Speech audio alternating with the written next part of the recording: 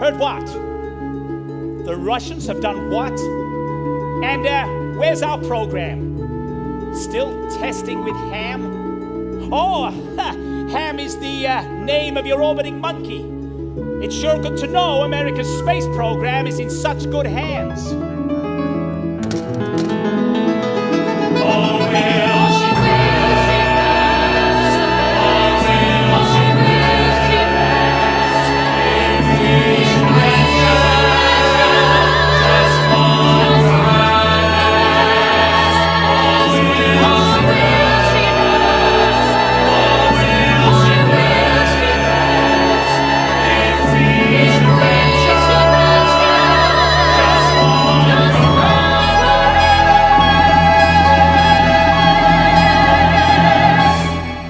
Just one caress. And weightlessness. Surprisingly comfortable, sir. The entire flight could not have gone any better.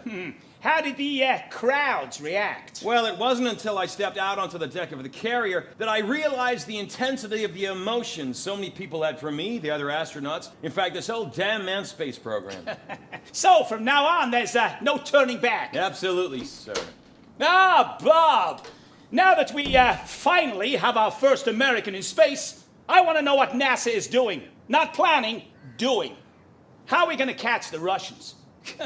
All of my advisors are telling me that the Russians are so far ahead that the race is as good as over, and the US might as well become accustomed to it. But are there any other space projects that promise dramatic results in which we could beat the Russians? We could orbit a space laboratory. Uh-huh. We could send a rocket around the moon. What about the moon?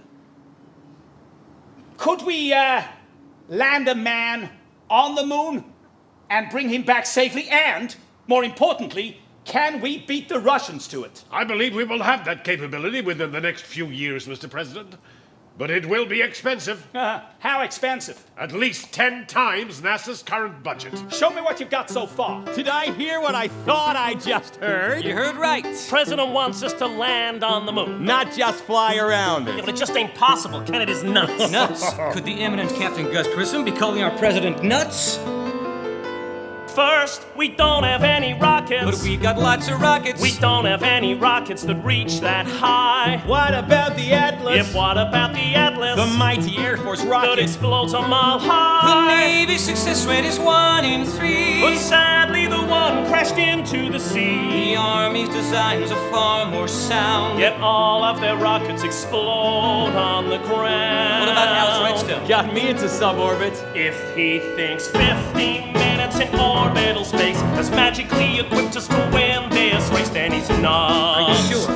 Certifiably nuts. I think he's yes, sure. our president is totally nuts. I hear the Army's let Van Braun's team loose on developing a monster rocket called Saturn with 1 million pounds of thrust. Well, you could put a Mack truck in space with something that big. Large enough to place a spy satellite into orbit. Okay, so assuming Van Braun can develop the rocket, next we don't know how to get there. He's right, how do we get there? And much, much more important, how we get back. The moon's a moving target. The Earth's a moving target. 1,000,000 miles apart and there ain't no tracks. It's harder than splitting a hair with an axe. But think of the challenge. Think of the tax. Like the old sailors, we'll just use the stars. Well, if it's that easy, I'll get more cigars. If he thinks 15 minutes in orbital space has magically equipped us to win this race, then he's nuts. Certifiably nuts. Yes, our president is totally nuts. But when you stand here alongside this man, you start to believe that everything's possible, even his most impossible plan.